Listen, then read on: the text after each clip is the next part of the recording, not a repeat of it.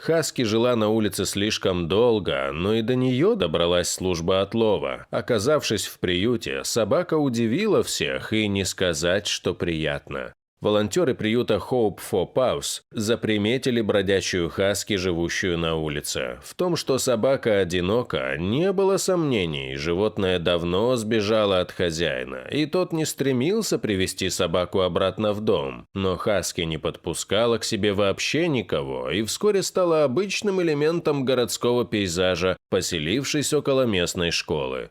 Так собака и жила на улице, пока до нее не добралась служба отлова. Хаски убегала от волонтеров, но те пошли на хитрость и сыграли на нужде собаки, устроив ей ловушку. Хаски приманили едой, и когда собака поняла, что поймана, то вместо лая или воя обреченно съежилась. Нетипичное поведение удивило видавших виды волонтеров. Собака просто уткнулась мордой в угол и абстрагировалась от всего. В приюте хаски дали новое имя Лилак, что также значит «сирень».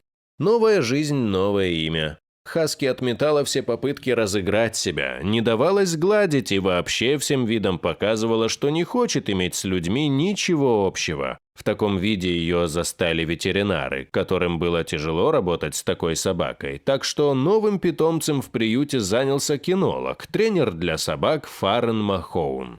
Кинолог, начав работать с Лилак, почти сразу понял, почему хаски ведет себя так отрешенно. Это защитная реакция, и дело не в страхе, как в таковом. Собака пытается стать невидимкой для людей, и способа лучше животное не нашло. Не имея возможности спрятаться или убежать, Лилак просто забивалась мордой в угол. Причина такого поведения, конечно же, жестокое обращение хозяев. Хаски не могла выносить издевательств и просто справлялась со своими страхами как могла. И люди стали для собаки самым ярким негативным опытом, так что Лилак старалась избегать их всегда. Прошел не один месяц, прежде чем Фаррен добился каких-то успехов с Лилак. Кинолог много работал с собакой, так как был уверен, что эта хаски определенно перспективна. И он не ошибся. Добрым отношением, хитрыми трюками, доказывающими, что человек не причинит вреда, Фаррен смог раскрепостить Лилак. Вскоре хаски была готова к тому, чтобы перейти жить в полноценную семью. Причем у Фаррена был претендент на то, чтобы приютить скромную собаку. Это была близкая подруга Фаррена, Нина. Женщина не устояла перед Лилак и решила, что она осчастливит именно ее.